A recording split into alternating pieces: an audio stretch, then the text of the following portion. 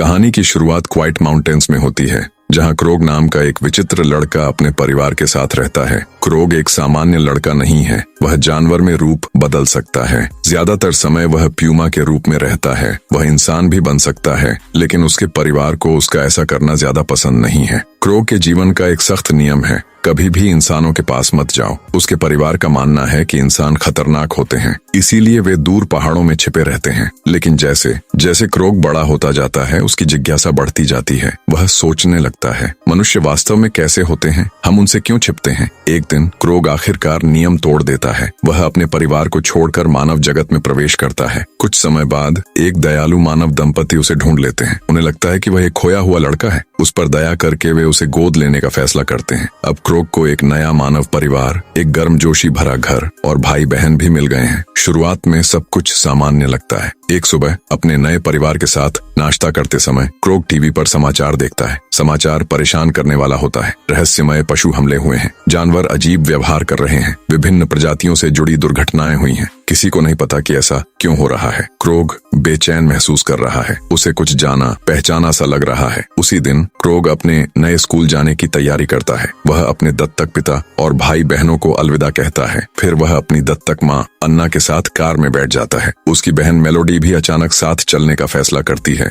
वह इस सफर को मिस नहीं करना चाहती। जैसे ही वे सड़क पर आगे बढ़ते हैं, क्रोग को कुछ अजीब सा नजर आता है। दो काले कौवे कार के ऊपर उड़ रहे हैं। वे वहां से नहीं हटते। वे लगातार उनका पीछा करते रहते हैं। क्रोग उन्हें घूरता ही रहता है। उसके मन में एक विचार आता है, क्या पता वे भी मेरी तरह हों, क्या पता वे भी रूप बदलने वाले हों। रात होते ही परिवार आराम करने के लिए एक छोटे से होटल में रुकता है। क्रोग को उम्मीद थी कि यह अजीब सी अनुभूति आखिरकार दूर हो जाएगी, लेकिन ऐसा नहीं हुआ। उसी रात देर से एक अजीब सी आवाज ने उसे जगा दिया। वह धीरे धीरे खिड़की के पास जाता है और बाहर देखता है। जो देखता है उससे वह चौंक जाता है। भेड़ियों का एक झुंड तेजी से सड़क पर दौड़ता हुआ एक अंधेरी गली की ओर जा रहा है। उसी समय सड़क के उस पार वाली इमारत की बत्तियां अचानक बुझ जाती हैं। क्रोग का दिल तेजी से धड़कने लगता है। वह जानता है कि यह सामान्य बात नहीं है। अगली सुबह परिवार फिर से सड़क पर निकल पड़ता है। घंटों की ड्राइव के बाद वे आखिरकार अपनी मंजिल पर पहुंच जाते हैं, क्लियर वाटर हाई स्कूल। जैसे ही क्रोग कार से बाहर निकलता है, वह जम जाता है। पूरी यात्रा में उनका पीछा करने वाले दोनों कौवे ठीक वहीं खड़े हैं, लेकिन अब वे छात्र हैं। उसी क्षण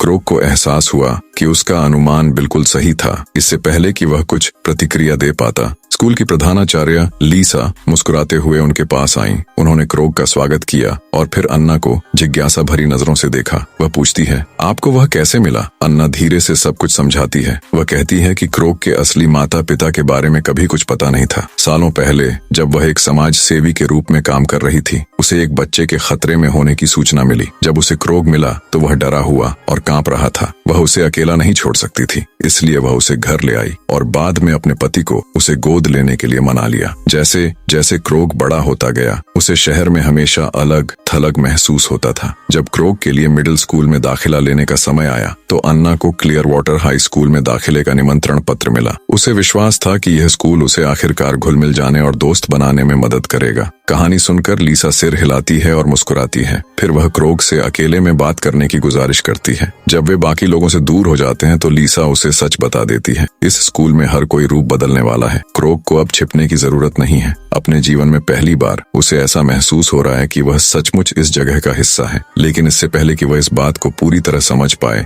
अचानक स्कूल का अलार्म बज उठता है। लीसा यह देखने के लिए बाहर भागी कि क्या हो रहा है, और तभी उसे कुछ परेशान करने वाली बात दिखाई दी। अन्ना और मेलोडी स्कूल के प्रतिबंधित क्षेत्र में शांति से चल रही थीं। वो खुश नहीं है। लीसा तुरंत अपने सहायक को आदेश देती है कि उन्हें तुरंत कैंपस से बाहर ले जाए। अंदर वापस आकर क्रोग पूरी तरह से हैरान रह जाता है। अपने जीवन में यह पहली बार था जब उसने इतने सारे रूप बदलने वालों को एक साथ एक जगह पर देखा था। जैसे ही वह गलियारों से गुजर रहा था, अचानक उसकी टक्कर जेफरी और उसके साथियों से हो गई। माहौल तुरंत तनावपूर्ण हो गया। दोनों पक्षों की निगाहें एक दूसरे पर टिक जाती हैं और ऐसा लगता है कि किसी भी क्षण लड़ाई छेड़ सकती है। लेकिन इससे पहले कि कुछ होता, जेम्स बीच में आकर उन्हें रोक देता है। इसके तुरंत बाद स्कूल में एक आधिकारिक स्वागत समारोह आयोजित किया जाता है। जब सब खत्म हो जाता है तो अन्ना क्रोग को गले लगाती है और अलविदा कहती है। वह और और मेलोडी कार की ओर वापस जा रही होती हैं, तभी एंड्रयू वहां पहुंच जाता है। एंड्रयू एक अमीर और शक्तिशाली व्यक्ति है,